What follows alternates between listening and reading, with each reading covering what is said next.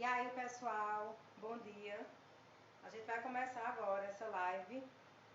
Esperar o pessoal começar a entrar aqui.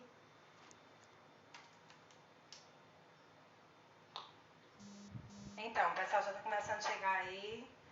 Márcia Duarte, né, do segundo D. Quem mais está chegando? Michele, Beatriz, Lívia é minha cunhada. Giovana. E aí, ó. Hoje a gente vai fazer essa live. Eu quero que vocês sinalizem pra mim se vocês estão conseguindo ouvir.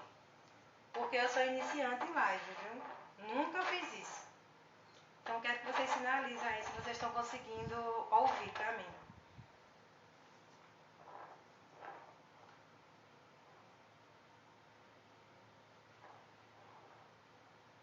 Bom dia. Bom dia, pessoal. Bom dia, boa tarde quase já, né? Mas como eu sei que vocês acordaram agora, aí vai ser bom dia. Todo mundo tá ouvindo bem? Positivo, né?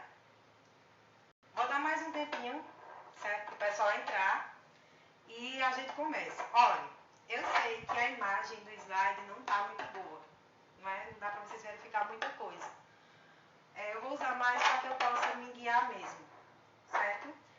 E depois eu passo para vocês esses slides, beleza? Vitor. Quem mais está chegando aí? Mona Lisa.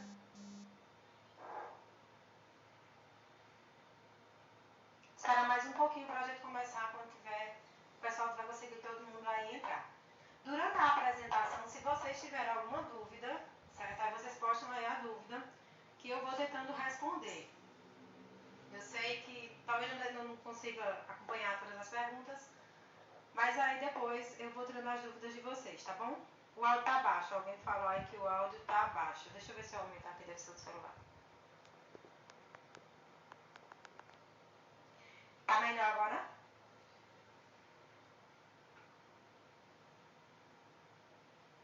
Rian, fala meu nome. Oi, Rian. Estão ouvindo agora? Eu tô com um assistente aqui, né, Guilherme? Guilherme não quer aparecer, meu assistente de palco. Esse já vou me balançando aí, ele mexendo aqui. Mexa aí, não, Guilherme, pra me balançar. Um beijo pra... Eita, sei não, passou, vi quem era não. Acho que é Jonathan. O microfone tá baixo. Ainda tá baixo, minha gente.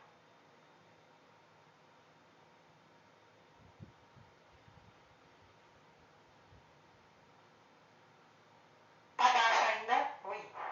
Vocês estão conseguindo ouvir? Pronto.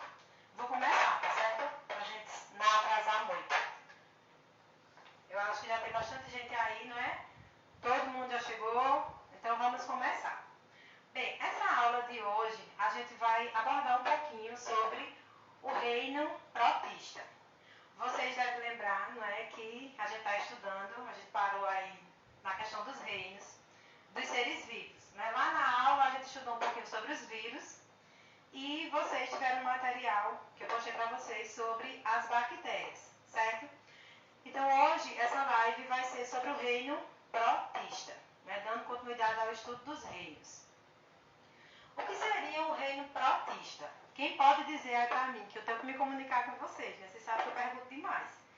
Então, quem poderia sinalizar aí para mim quem são os seres pertencentes ao reino protista? Alguém saberia me dizer? Estou esperando, viu? Eu tenho certeza que vocês já ouviram falar sobre eles. Quem me diz aí o que é o reino protista? Ninguém. E... Dou-lhe uma, dou-lhe duas, apareceu pelo menos um sei não ali, não é? Ninguém vai chutar? Tá, então vamos lá. Protozoários, muito bem. Quem foi que disse protozoários? Eduarda Barbosa. Protozoários fazem parte do reino protista. E tem outro grupo de seres vivos que também fazem parte do reino protista. Quem são, além dos protozoários? Ninguém, dou-lhe uma.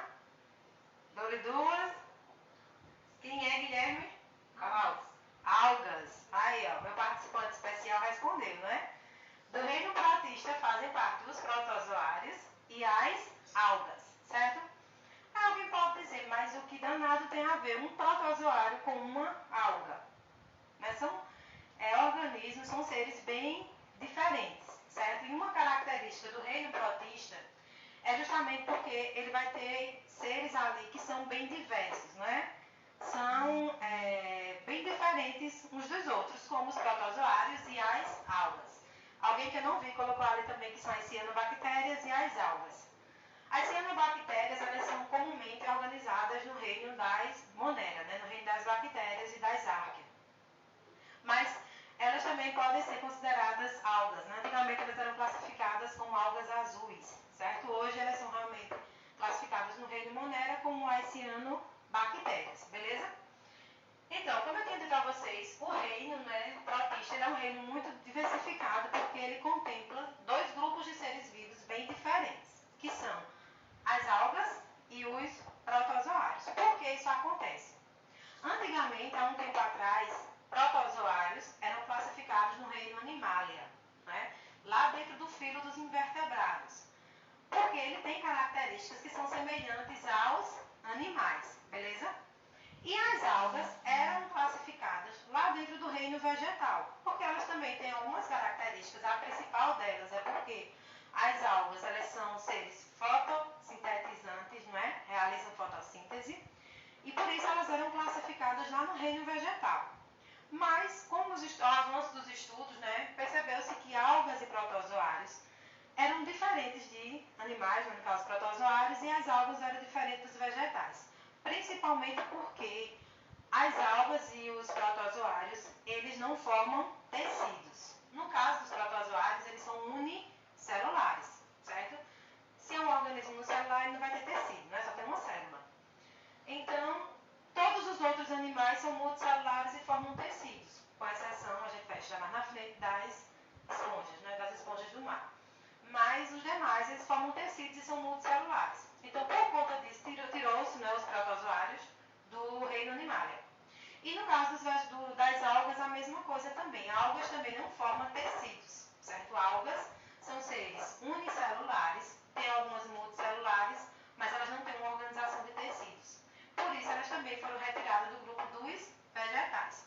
Aí, digamos que, então, a alga e protozoário ficaram assim, né, meio perdido. Não é um animal, não é um vegetal, não é um fungo, não é uma bactéria. E aí, onde é que coloca eles? Por conta disso, esses organismos eles foram colocados em uma categoria diferenciada. Não é que a gente chama de reino, mas na realidade, essa categoria ela não tem valor taxonômico. Certo? A gente diz que eles pertencem ao reino protista, mas não tem um valor taxonômico. É mais uma questão didática mesmo para a gente estudar. Porque lá no reino protista, a gente vai ter seres muito diferentes. Então, por isso que ele não tem valor taxonômico. Beleza? Pessoal, até aí, vocês têm alguma dúvida? Querem que eu esclareça alguma coisa? Se tiver, coloca aí rapidinho. Dúvidas? Acena aí, sim ou não, por favor, alguém.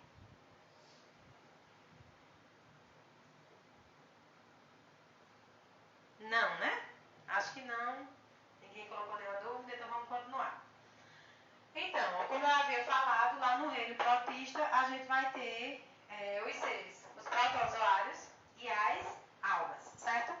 De uma forma geral, os protozoários, eles são seres eucariontes, são seres heterótrofos e são seres unicelulares, certo? Veja que essas características eucarionte e heterótrofo são características também dos animais, não é? Por isso que antes eles eram classificados como animais invertebrados, certo? Mas uma coisa que diferencia os protozoários do grupo dos animais é porque eles são unicelulares. Então, essa aí, de uma forma geral, são as características deles: eucariontes, heterótrofos e unicelulares. No grupo dos protozoários, tem seres que são parasitas e que, inclusive, causam doença, né? Tem uma importância médica para nós, seres humanos. Mas na frente a gente vai ver quais são eles. E tem os que têm vida livre. Um exemplo dos seres que causam doença são as amebas, né? Todo mundo aqui, eu acho que já ouviu falar de ameba, não já? Marcos Juan está me dizendo que não entendeu tudo. Não, aliás, não, entendi tudo. Vi agora a vírgula. Beleza, que bom que estão entendendo.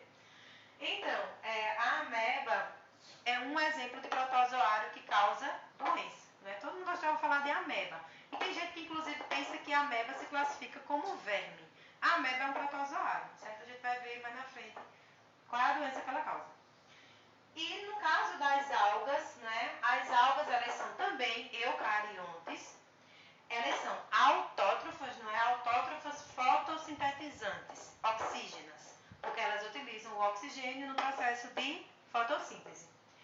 E elas podem ser unicelulares ou multicelulares. Veja que no caso das algas, elas têm características bem semelhantes às características dos vegetais, não é? São eucariontes, são autótrofas e podem ser multicelulares. Porém, elas não formam tecidos. É isso que faz com que elas não façam parte da classificação das plantas, beleza? As algas, elas são muito importantes porque elas são a base das cadeias alimentares aquáticas, né? Deixa eu ver aqui, que a gente está colocando alguma coisa. A ameba é parecido com aquela amoeba, Marilane? Ou tem nada a ver? É parecida. Tem uma certa semelhança, porque a amoeba, né, aquele brinquedinho, ele é meio gelatinoso, meio molenga. A ameba também tem essa consistência meio gelatinosa, né? A célula da ameba, ela faz um movimento que a gente vai ver mais na frente, que é chamado de ameboide, né? Graças a essa consistência gelatinosa que ela tem, que é a consistência de todas as células. O citoplasma da célula é gelatinoso, beleza? Então, outra importância das algas é que elas têm grande importância econômica. Ela é muito utilizada na indústria, certo? De alimentos, de cosméticos. Isso aí a gente vai ver mais na frente um pouquinho, beleza? Tá travando. Tá travando para todo mundo? É minha internet, será? Passa aí, por favor, Guilherme. Pronto, aí. Pessoal, tá travando para todo mundo, é? Tá travando.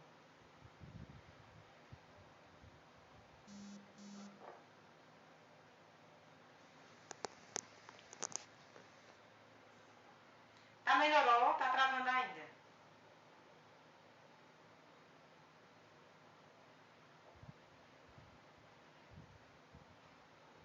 Tá bom, então a internet de vocês tá ruim. Você ainda tá pagando a internet, tá vendo? É nisso que dá. Mas tem problema não, pessoal. Se vocês perderam alguma coisa, eu tô gravando, eu vou deixar salvo e envio pro grupo de vocês, certo? Vamos lá. Então, os protozoários. Como é a estrutura de um protozoário? Os protozoários, eles são seres unicelulares, como a gente já viu, né? As células dele é muito semelhante à célula de uma bactéria, sendo um pouquinho maior. Certo? Geralmente eles são maiores do que as bactérias, beleza? Não dá para vocês lerem, eu acredito, né? Mas aqui a gente tem a imagem e a estrutura de um protozoário, certo? Esse protozoário aqui ele é chamado de paramécio.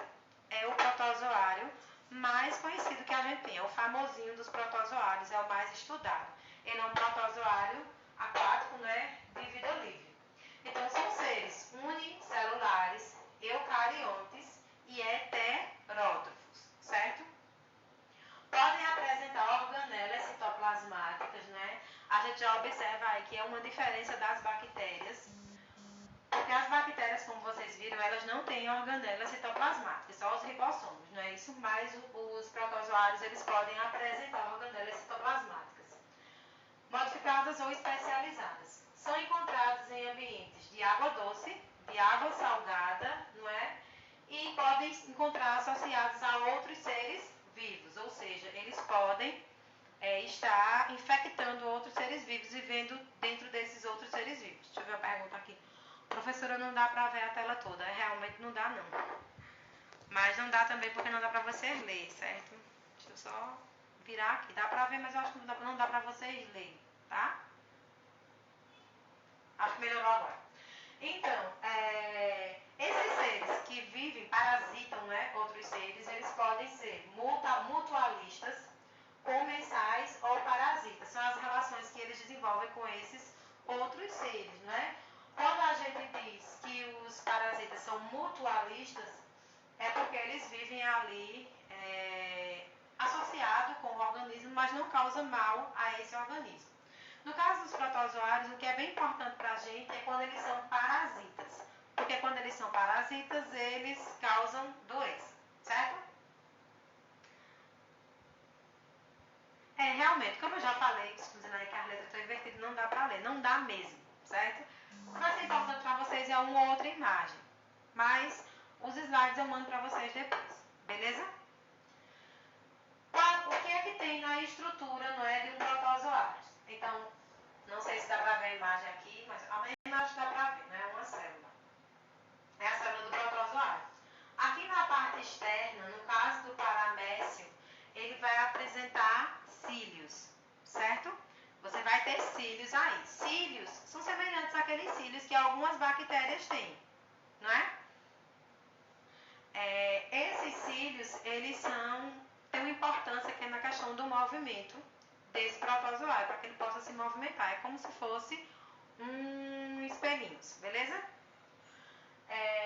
Na parte interna, né, os protozoários terão aqui essa estrutura que é chamada de macronúcleo. Macro, porque é grande, né? É um núcleo do protozoário, onde vai ter o material genético, que é responsável pelo controle do metabolismo da célula, beleza? Esse protozoário ainda vai ter também outras estruturas, como os micronúcleos, que a gente vai ver que eles têm importância no processo de reprodução desse protozoário, certo? O citostoma, que é por onde esse protozoário se alimenta, aqui, ó. Não sei se dá para vocês verem, mas isso aqui é uma abertura, certo? Na célula. E esse protozoário, como ele é heterótrofo, não é? Ele tem que se alimentar. Ele absorve do ambiente partículas de alimento através dessa estrutura aqui, que é chamada de cistótoma, tá? É por aqui que o alimento entra. Aqui a gente vai ter a citofaringe, que é como se fosse a faringe, digamos assim, uma garganta lá do protozoário, por onde é um canal, por onde a partícula de alimento ela entra, né? Aqui a gente tem o vacúolo digestivo, certo? Que tem a função de digestão, não é? É ele que vai digerir essas partículas de alimento que o protozoário está consumindo, beleza? Pessoal, estou tentando acompanhar aqui. Se vocês tiverem alguma dúvida, deixa eu ver aqui. Alguém está perguntando, no caso de se alimentar, ele se alimenta pelo cistossoma, ele absorve partículas de alimento através dessa estrutura, beleza? E depois que ele absorve a partícula, ela vai para aqui, para o vacúolo digestivo. Lá no vacúolo digestivo, ele vai ser digerido por enzimas que tem aqui dentro, certo? Outra estrutura importante é o citopígio. É um local onde ocorre a eliminação de gorduras, aqui, ó. Citopígio é como se fosse o sistema excretor do protozoário, certo? Pessoal, vamos fazer assim, olha. Evitem comentários demais, porque senão pode ser que alguém pergunte e eu não acompanhe, certo? Então vamos tentar focar aí os comentários mais na questão do conteúdo, beleza? Porque senão eu me perco nos comentários e acabo não respondendo as perguntas. Então, o citopígio é o local onde ocorre a eliminação de resíduos. É como se fosse o ânus, né? Não tem um ânus, lógico, mas é como se fosse um ânus lá do protozoário, onde ele vai eliminar os resíduos do processo de digestão, beleza? E por último, né, tem uma estrutura bem importante, muito importante, e essa sempre cai em prova, certo? Vestibular, em prova da professora Marilane, né? Que é o vacúolo contráctil, ou vacúolo pulsátil. Qual é a função? É esse daqui, ó, aqui. Parece uma estrelinha. A função do vacúolo pulsátil é a regulação osmótica. O que é isso? Ele regula a quantidade de água dentro desse organismo. Por quê? A maioria dos paramécios, eles são protozoários que vivem em água doce. Então, a concentração, né, a pressão osmótica que a gente estudou ano passado, a concentração de soluto dentro dele é maior do que na água. Isso faz com que ele absorva muita água, né? Ele bota muita água para dentro e isso pode levar à lise, né, à quebra da célula do protozoário, certo? Para isso não acontecer, essa estrutura, que é o vacúolo contrátil, ela faz um processo de contração, né, para expulsar o excesso de água de dentro dessa célula. A estrutura em estrela faz isso mesmo, certo? Ele faz um processo de eliminação da água, certo? Na verdade, não é osmose, porque a osmose é quando a água passa, né, do meio menos concentrado para o mais concentrado. Ele vai fazer o processo inverso. É um processo de sair do meio mais concentrado, que é dentro do paramécio, para fora, para o rio, lá o ambiente onde ele está. Certo? Ele expulsa a água. Porque senão esse paramécio vai absorver muita água e ele vai acabar sofrendo lise, né? A célula vai se romper. Beleza? Entendido? Ô professor, uma amiga minha está perguntando se o assunto é esse porque ela meio que esqueceu. O reino protista, né? O assunto é sobre o reino protista e a gente está vendo agora do reino protista os protozoários. Beleza? Dúvidas até aí? Posso continuar?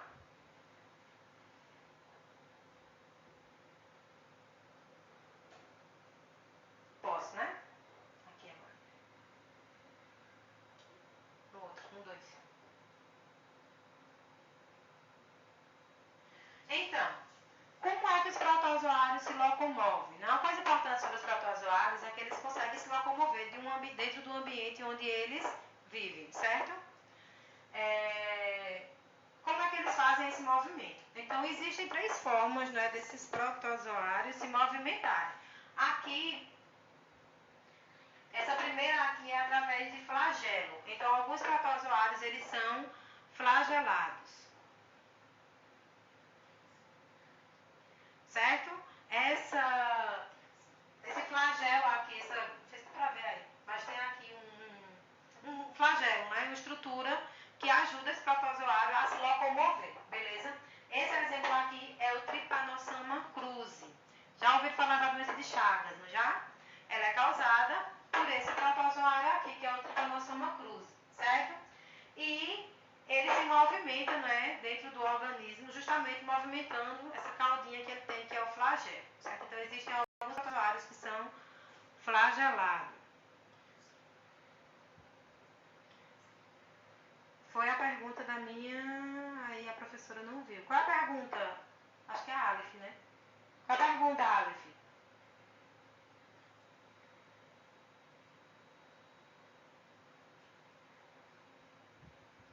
Professora, a cauda do espermatozoide é um flagelo, não é? É. A cauda do espermatozoide é um flagelo, certo? Aqui também é um flagelo, sendo que esse flagelo aqui, digamos assim, é bem eficiente, porque permite que esse protozoário se movimente com muita eficiência.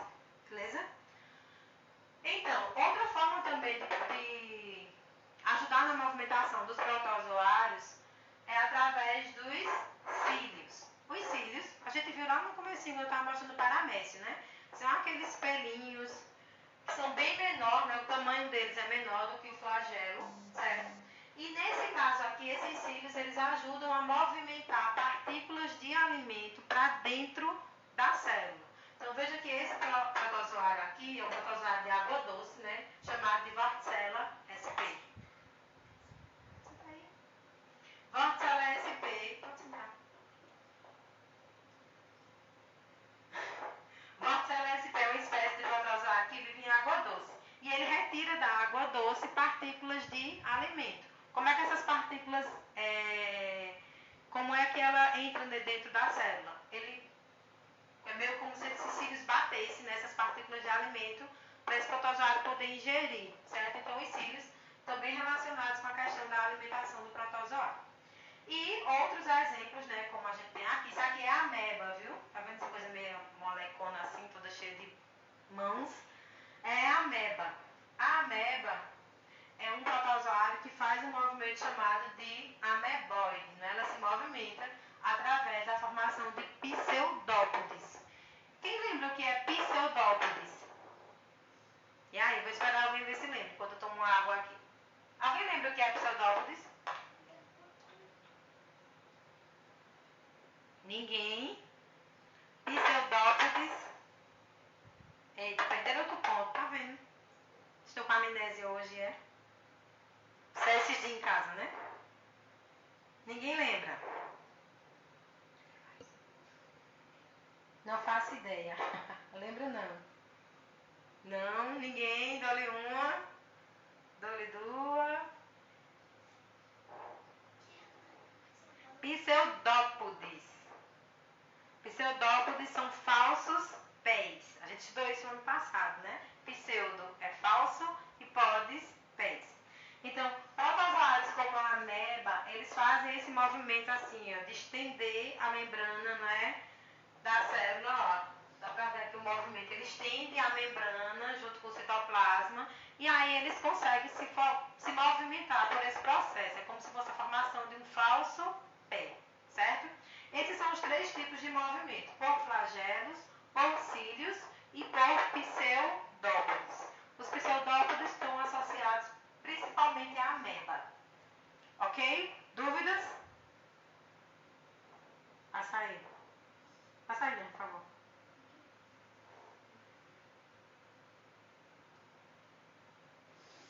Como é que se alimenta um protozoário, né? Ele é heterótrofo, então ele tem que se alimentar, certo? De uma forma geral, todos os protozoários são heterótrofos. Qual movimento é mais eficaz? O do flagelo. Os protozoários flagelados eles se movimentam com mais facilidade, sendo que os pseudópodes também eles são bem eficientes, né? Desde que esse protozoário não precise se movimentar, digamos assim, a longas distâncias. De uma forma geral, os protozoários eles são heterótrofos, não é? Mas a biodiversidade deles é imensa. Tem vários tipos de protozoários diferentes, certo? E, portanto, os hábitos de alimentação deles também vão ser diferentes, certo?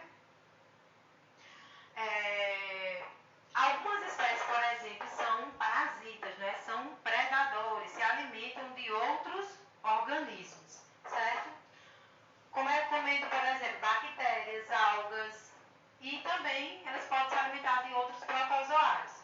Há espécies que são necrófagas são espécies que se alimentam da matéria morta, né, de seres que já morreram ali fazendo o processo de decomposição desses seres.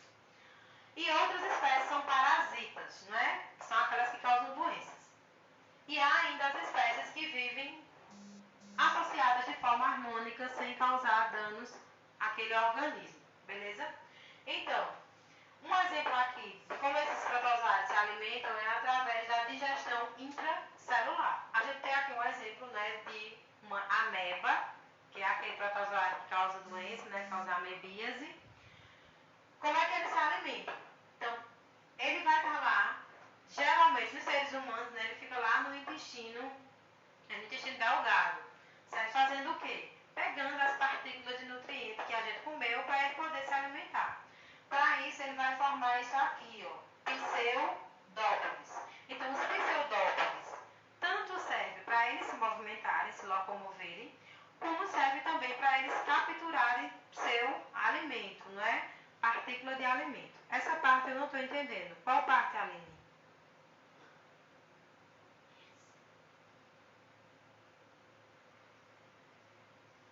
Vocês não estão entendendo o áudio ou não estão entendendo a explicação? Bora, tô esperando. Querem que eu repita de onde?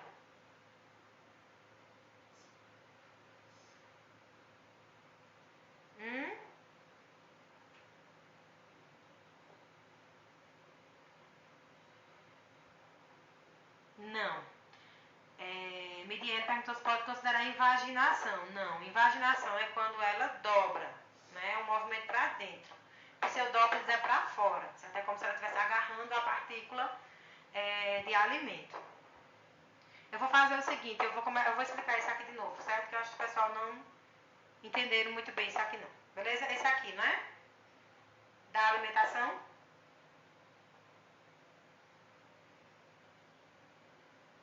Pronto. Isso aqui é a forma como os protozoários se alimentam, certo? Vocês lembram que eu falei lá no outro slide dos pseudópodes, formação de falsos pés? Dando um exemplo da amoeba. A amoeba que alguém falou aí. A amoeba não forma, quando você pega ela assim, ela não se estica todinha, né? Não forma uns pés, umas coisas assim. Então, a ameba, que é esse protozoário que faz os pseudópodes, também, não é? Ela faz esse movimento. Tá vendo esses prolongamentos aqui, essas partes esticadas da membrana? Isso aí são os pseudópodes, certo? Quando ela forma esses pseudópodes, eles. Lógico que esse movimento não é muito eficiente, mas ajuda para que ela se movimente. Beleza? Entendido isso? Da locomoção. Outra função dos pseudópodes é capturar partículas de alimento, certo? Como? Quando essa ameba faz esse prolongamento, né? Veja aqui pode ser que você não veja direito, mas tem duas partículas de alimento. Estava lá no ambiente. Como é que ela pegou? Ela não tem mão, né? Nem tem boca. Então ela faz esse prolongamento lá do citoplasma e ela consegue capturar essas partículas de alimentos. Certo? Deu para entender agora? Positivo? Estou botando positivo aí, eu acho que estou entendendo agora, não é isso? Então, quando essa partícula de alimento ela é capturada pelos pseudópodes, ela vai vir para aqui, ó, para dentro do lisossomo. Lisossomo é onde vai ocorrer a digestão desse alimento. Então, captura pelos pseudópodes e depois vai ser digerida, não é? E esse protozoário vai receber aí a energia dele a partir dessa captura aí desses nutrientes, certo? Isso é uma das formas, né, de como esses protozoários eles podem se alimentar pela formação dos pseudópodes. Não entendi a segunda parte, Cauane. Qual a segunda parte, Cauane? Essa?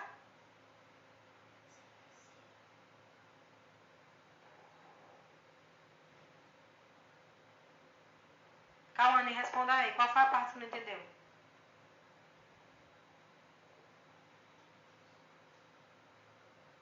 O outro slide. Esse?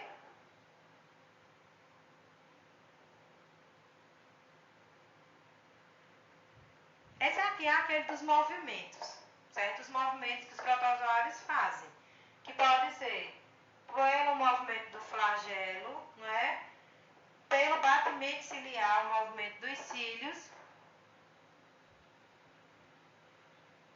e pelo movimento dos pseudópodes, que é no caso da ameba, certo? Eu vou fazer assim, porque fica complicado, né? De estar indo e voltando, é muita gente.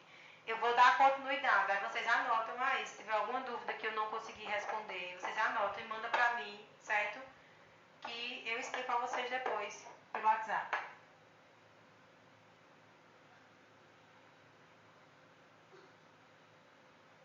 Só que eu já falei pra vocês, é a questão da regulação osmótica, não é? O que é que acontece? Esse aqui é aquele protozoário lá do começo, o paramécio. O que estava estudando do pseudópodes é o processo de fagocitose, certo? Isso. É o processo de fagocitose. Ele fagocita, não é, através dos pseudópodes, partículas de alimento. Então, uma coisa bem importante dos protozoários, eu expliquei isso a vocês no outro slide, é a questão da regulação osmótica, não é? É a questão da regulação osmótica, que é quando esse protozoário, que no caso é o paramécio, ele consegue controlar a entrada de água dentro da célula, para não sofrer lise. Por que é que ele faz isso? Porque ele vive em água doce. Lá na água doce, a concentração de soluto dentro dele é maior do que dentro da água. A gente estudou isso ano passado, quando estudou os transportes através da membrana. E se ele não tivesse esse controle, né, esse controle osmótico, o que é que ia acontecer? A água ia começar a entrar dentro dele. Ele ia começar a absorver água. Porque a água sai do meio menos concentrado para o meio mais concentrado. Lembra? Isso é osmose. A gente estudou isso no ano passado. Então, para que isso, se não tivesse regulação, ele ia absorver muita água, muita, e ele ia acabar sofrendo lise. Né? A célula ia se romper, ele ia estourar de tanta água que ele absorveu, certo? Para isso não acontecer, essa célula ela vai ter o vacúolo pulsátil, é como se fosse uma estrelinha, e esse vacúolo pulsátil, ele faz um processo, né, de bombeamento, certo? Aí a gente não, quando ele bota a água para fora, não é osmose, beleza? É um transporte ativo, né? Porque ele está expulsando a água do meio mais concentrado, que é dentro dele, para o meio menos concentrado, que é no ambiente onde ele está. Beleza? Alguém tem alguma dúvida sobre essa questão da regulação osmótica dos protozoários? Pega água para mim, pega.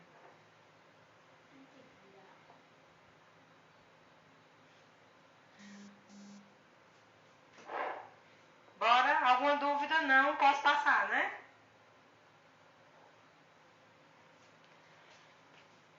Agora a gente vai ver um pouquinho sobre reprodução, certo? Como é que esses protozoários se reproduzem? Como os protozoários, eles são bem diversos, não é? De dentro para fora, o quê? Eu disse que quando ele expulsa a água de dentro para fora, não é lá no outro slide. Deixa eu voltar. Meu assistente saiu. Quando ele expulsa a água de dentro para fora, não é osmose. Por quê? Dentro dele está mais concentrado. Se a água sai do meio mais concentrado para o menos concentrado, não é um processo de osmose, não é? Entendido? Osmose é o que mesmo, Carol Galvão? Oi, Carol, você está achando minha aula? Osmose é aquele processo, não é? De transporte de água através da membrana. Quando a água sai do meio menos concentrado para o meio mais concentrado, para poder dissolver a concentração de solutos. A gente estudou isso ano passado, vocês estão comigo ano passado, viu? Dúvidas? Mais? Posso passar a volta para lá? Posso ir, né?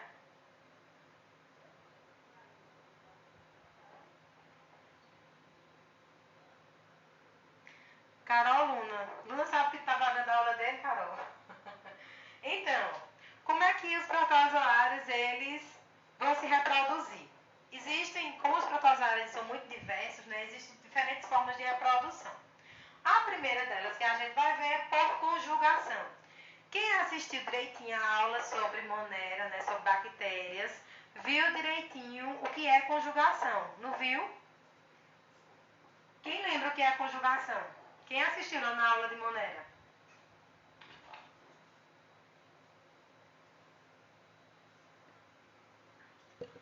Silêncio total, né? Quando eu pergunto essas coisas, ninguém responde. Então,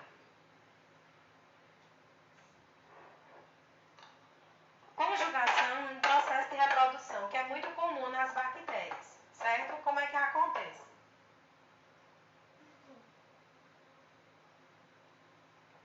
É um processo de reprodução sexuada, não é? Porque envolve ali dois organismos, não é? Vai envolver troca de material genético, então é um processo sexuado, certo? Só sei conjugar o verbo, ainda bem que sabe, pelo menos, né? Conjugação é muito comum em bactérias, é quando elas trocam material genético, mas acontece também com protozoários. Como é que acontece? Então, aqui na imagem você tem dois protozoários, um protozoário e o outro, tem mais que divertido, um protozoário e o outro protozoário, certo? Dois. E eles vão trocar, né, entre eles material genético. É por isso que é chamado de conjugação, certo? Eles vão conjugar aí o material genético. Não é conjugar verbo não, viu? Como é que eles vão fazer isso? A gente vai ver agora. Aqui a gente tem o macronúcleo. Macronúcleo é o que contém o material genético, não é? Lá desse protozoário é o que controla aí a função da célula, certo? Essa aula vai até que horas? Vou terminar só essa parte de protozoários. Já estão querendo fugir da aula, Vitor? E micronúcleo é essa estruturazinha aqui, né, que vai participar desse processo aí de conjugação. Vamos ver agora. Aqui.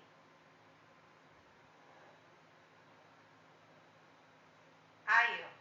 Os micronúcleos vão fazer meiose. A gente não estudou meiose no passado, não deu tempo, não foi? E vão produzir 4 micronúcleos. A gente tinha 2, certo? Eles vão se duplicar para um processo chamado de meiose e vão formar 4 micronúcleos. Eles vão duplicar aí o material genético dele, certo? Então, como é que depois desse processo de duplicação, o que é que eles vão fazer? Prosseguir. Aqui, meu assistente. Dos 4 micronúcleos formados, né? 3 se degeneram e fica somente um, que é o que vai ser utilizado no processo aí de conjugação. Passa de novo, Guilherme. E aí, nesse movimento, eles vão, né? Em cada um dos paramécios ocorre mitose dos 2 micronúcleos restantes, ele se duplica de novo e passa aí, né?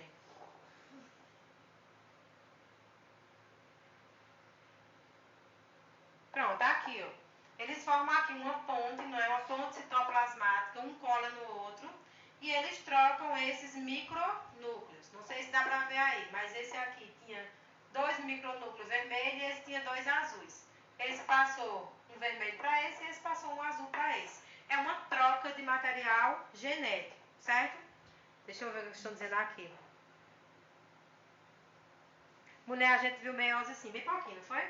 Mas eu não vou entrar no detalhe de meiose agora não, certo? O que é importante vocês saberem é que nesse processo de conjugação, 2 protozoários, né?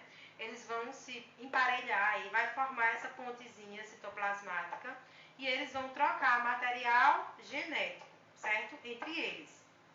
Isso aí é o mais importante que vocês realmente precisam entender. Aí eles trocam de lugar para fazer essa ponte? Não, eles se aproximam, né?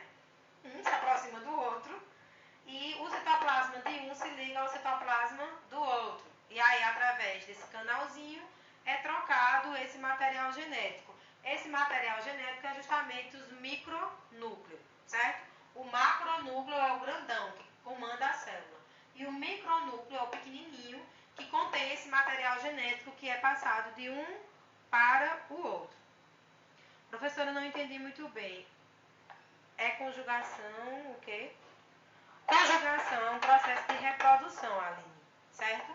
Essa reprodução pode ser entre bactérias, vocês viram isso no material que eu mandei para vocês. E aqui pode ser por citoplasma. No caso dos aqui, no caso dos protozoários, eles vão trocar os micronúcleos. Um passa um micronúcleo para o outro, certo? Conjugação é a troca de material genético, exatamente. Pode ser entre bactérias ou entre protozoários, certo? Mais alguma dúvida sobre conjugação?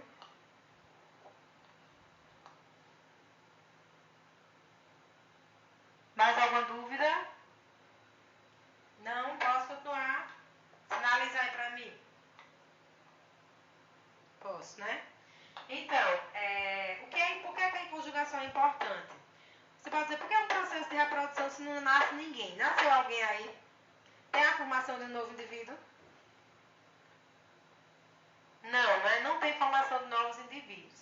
Mas é um processo que garante variabilidade genética. Isso é importante, viu? Conjugação, tanto nas bactérias quanto nos protozoários, garante variabilidade genética. Por quê? A partir do momento que esse protozoário adquirir o material genético do outro protozoário, ele vai sofrer algumas alterações aí que vai garantir, não é, uma variabilidade nas características dele. É por isso que a gente diz que isso é um processo de reprodução, porque ele vai se modificar, né, algumas de suas características. Lá nas bactérias, essa modificação, né, adquirir características, pode levar essa bactéria a ficar resistente a antibiótico, por exemplo, né? Então, continuando, o outro processo de reprodução são reproduções assexuadas, certo? Aí a gente vai ter bipartição, que também é um processo que ocorre em bactérias. Foi demais. Tá bom. Bipartição ou cisparidade também ocorre em bactérias, certo? Vocês também tinham isso lá no material que eu mandei para vocês. É um processo bem simples de reprodução, é o processo de reprodução mais simples que tem. Mais simples. Por quê? Na bipartição, não é? Ela ocorre em muitas espécies de protozoários, é quando a célula se divide. Primeiro ela duplica o material genético dela e depois ela vai se dividir, não é? Divide o núcleo e depois divide o citoplasma, certo? É o que tem aqui, ó. Aqui você tem uma ameba. A ameba é um exemplo de protozoário que se divide, não é? Se multiplica, se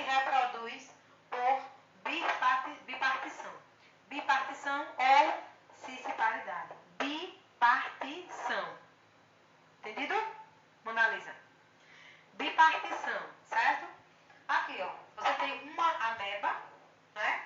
Essa ameba recebe um estímulo para se reproduzir, está lá num ambiente confortável, bom para ela, ela diz, oba, eu vou me reproduzir. O que é que ela faz? Duplica o núcleo, que é onde está o material genético, beleza? E depois ela se divide, certo? Muito simples. É um processo bem simplesinho. Bipartição é um processo rápido e simples, mas ele não garante variabilidade genética. Essa ameba que se forma aí é geneticamente idêntica à ameba que deu origem a ela, certo? Então, isso faz com que ela não tenha variabilidade genética, diferente do que a gente viu no processo anterior. Quando ela faz conjugação, ela consegue garantir variabilidade genética. Mas, quando ela faz bipartição ou cisparidade, não tem variabilidade genética. Se eu estou tomando uma medicação para matar a ameba, toda vez que ela se duplica, né, ela vai dar origem a uma ameba exatamente igual a ela, que vai morrer também da medicação. Deu para entender? Eu acho que não troca porque essa é reprodução assexuada. Não entendi a pergunta inicial. Essa reprodução é assexuada, exatamente. Não tem troca de material genético, certo? É somente uma duplicação. Já a conjugação, ela é sexuada porque tem troca de material genético. Entendido? Dúvidas sobre conjugação, sobre bipartição? Dúvidas sobre bipartição, estou esperando.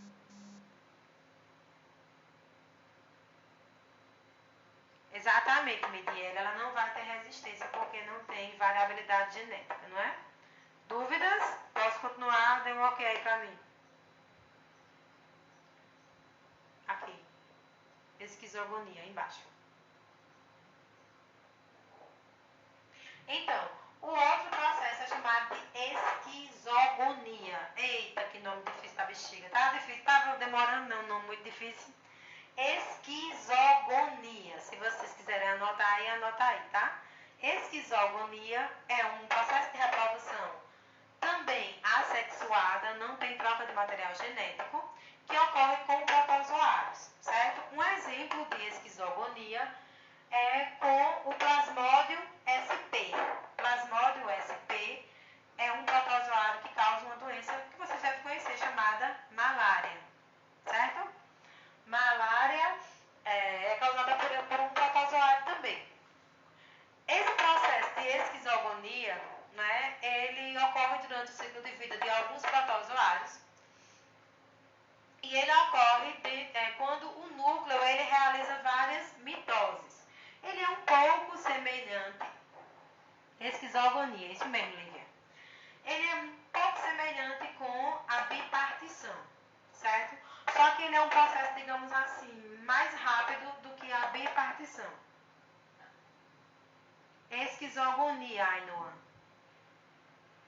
Ele é um processo um pouco mais eficiente, porque ele ocorre através da meiose. Então, aqui a gente tem um plasmódio, essa coisinha amarelinha aqui dentro é o protozoário, beleza? É o plasmódio. Infectando uma hemácia. A coisa vermelha é uma hemácia, que é uma célula humana, né? O plasmódio, ele infecta, ele parasita as hemácias quando o ser humano é contaminado por ele, ele vai infectar as hemácias, certo? E ele causa a malária, como já disse. Quando ele infecta a hemácia, lá dentro da hemácia, ele aumenta o seu volume, né? O citoplasma dele aumenta de tamanho e ele vai fazer meiose do seu núcleo, certo? Não sei se vocês lembram, mas o processo de meiose é quando você tem uma célula 2N, por exemplo, uma célula humana, vou dar um exemplo da célula humana, com 46 cromossomos. E ela se divide formando duas células com 23 cromossomos, certo? Por que é que a esquizogonia é diferente da bipartição? Na bipartição, a célula faz mitose, certo? Mitose, ela mantém o número de cromossomos iguais. Se ela tinha 3 cromossomos, ela vai continuar com 6. Aliás, se ela tinha 6 cromossomos, ela continua com os 6, beleza? Aqui na esquizogonia, ela não faz mitose, ela faz meiose. Meiose é um processo que reduz.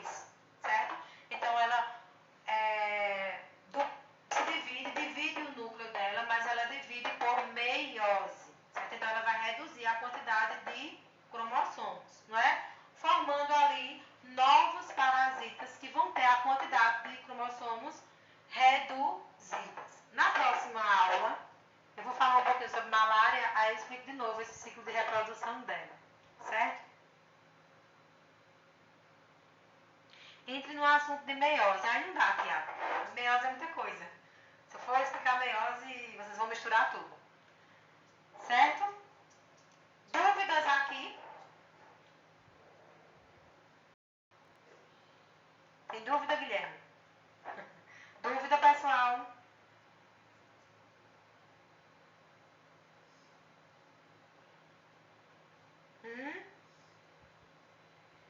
Dúvidas sobre esse processo de esquizogonia? Não? Não? É mais um não, eu continuo. Não, não é? Então, uma coisa importante sobre a esquizogonia é justamente vocês lembrar que nesse caso aí, ele ocorre, não é, no ciclo da malária, beleza?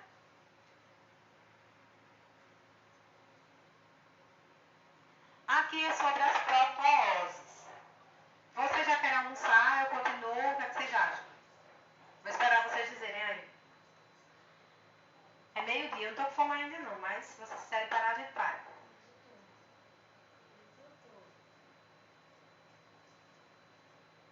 Vou esperar vocês responderem, digam aí.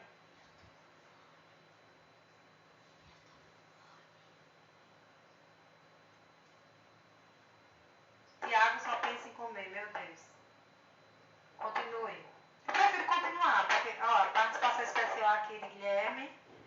Eu prefiro continuar porque na próxima eu faço só de algas. As doenças é legal assim, é mais. Então eu vou continuar, beleza? Quem quiser continuar aí, continua. Quem não puder, depois eu posto o material. Então, protooses. Vai fugir, é? Meu assistente acabou de me abandonar. Vai. Protooses. Coisa mais linda. É meu, viu? Foi eu que fiz. Todinho meu. Protooses são doenças, né, que são causadas por protozoários, beleza? Lá no outro material eu mandei para vocês as bacterioses. São doenças causadas por bactérias, certo? Aqui a gente vai falar um pouquinho sobre as protooses, beleza? Já tô vendo que fugiu gente daqui. Então, as protooses, um bom exemplo de protoose, talvez a mais conhecida, é a doença de Chagas. Já ouviram falar sobre ela, não já? A doença de Chagas, bem conhecida e é bem comum na região da gente, doença de Chagas. Ela é causada por um protozoário. Bora, assistente. Aqui. Quem é o agente causador? É a doença de Chagas. Então, a doença de Chagas ela é causada, lógico, né? Se é uma protoose, é por um protozoário, chamado de Trypanosoma cruzi. É esse bichinho aqui, certo? Que é um protozoário flagelado, certo? Flagelado porque ele tem um flagelo ali que ajuda ele a se movimentar. Essa doença ela foi descoberta pelo médico pesquisador brasileiro, né, mineiro, ela é uma doença endêmica no Brasil, Carlos Chagas, por isso que ela recebe o nome de doença de Chagas, em 1909. Ele descobriu essa protoose, que até então era estudada e hoje é conhecida como doença de Chagas. E aí foi ele que descobriu que ela é causada por esse protozoário e que esse protozoário ele é transmitido pelo barbeiro, certo? Tem gente que confunde, que acha que a doença ela é causada pelo barbeiro. Na realidade, ela é causada por um protozoário e transmitida pelo barbeiro. Entende qual a diferença? Vai, meu filho, cuide. Como é que é a organização, né? Como é que o barbeiro transmite? Então, o barbeiro, ele é o vetor desse protozoário, porque é ele que acaba transmitindo para os seres humanos, certo? É esse bichinho aqui, né? Bem bonitinho. É um inseto, né? E a principal via de transmissão é através das fezes contaminadas desse barbeiro, certo? Quando ele pica a pessoa, ele pode urinar, né, ou defecar na pele. E quando a pessoa coça, a picada faz coçar, né? Quando a pessoa coça, ela acaba acaba colocando esse protozoário dentro da corrente sanguínea e é quando ela se contamina. Então, a via de transmissão mais conhecida é através do barbeiro, beleza? Da picada, né, do barbeiro. Pode ocorrer também, não é comum, né, principalmente hoje que as condições sanitárias de transfusão de sangue, ela analisa muito se existe aquele sangue está contaminado, mas antigamente era mais comum ocorrer por transfusão de sangue. Hoje em dia isso não é comum, porque toda vez que a gente vai doar sangue, é realizar exames para verificar a qualidade, né, desse material, se não está contaminado.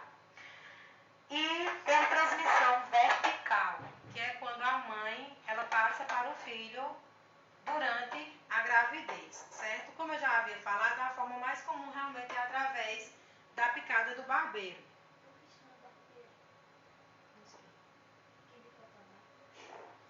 Então, como é que acontece? É aquilo que eu já falei para vocês, né? O barbeiro, ele pica a pessoa para quê? Para se alimentar de sangue, né? Porque ele é um inseto hematófago, certo? Ele se alimenta de sangue. E aí ele pica a pessoa geralmente à noite, quando a pessoa está dormindo, e após essa picada ele pode defecar e liberar nas suas fezes o protozoário, que é o Trypanosoma cruzi.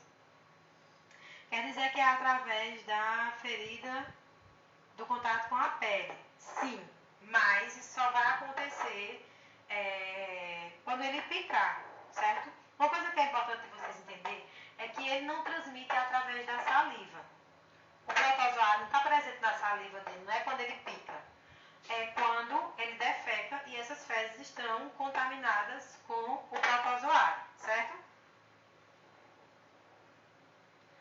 Antes essa doença matava, hoje em dia também acontece mortes por causa disso. Sim, Monagas. A doença de Chagas está dentro das doenças negligenciadas, né? Que são aquelas doenças onde infelizmente a população mais carente, né, que está distante dos grandes centros, principalmente na área rural, são mais afetadas. E por conta disso, elas muitas vezes não têm o atendimento, né, os cuidados médicos necessários e acabam morrendo. Hoje em dia existe um controle maior. Antes ela matava mais, claro. Hoje tem um controle maior. Né? Se a pessoa foi identificada, diagnosticada com a doença, ela vai receber um tratamento mais adequado, mas ela ainda mata, infelizmente. Continuando. Após a picada, né, quando o protozoário é liberado aqui nas fezes, ele vai, né, os tripanossomas podem entrar na corrente sanguínea através do ferimento, né, que foi aberto pela picada. Aqui a gente tem, ó, a corrente sanguínea e os protozoários aí passando, né, para dentro da corrente sanguínea, certo? Essa doença, infelizmente, ela é muito comum, como eu já falei, nas regiões, né, onde as populações elas não têm muito acesso a condições sanitárias, a condições de moradia mais adequada. Principalmente quando você tem pessoas que residem em casa de barro, aquelas casas de pau-a-pique, né, que é feita com madeira e barro. Porque esses protozoários, esses barbeiros, eles são muito silvestres, né, são encontrados em matas.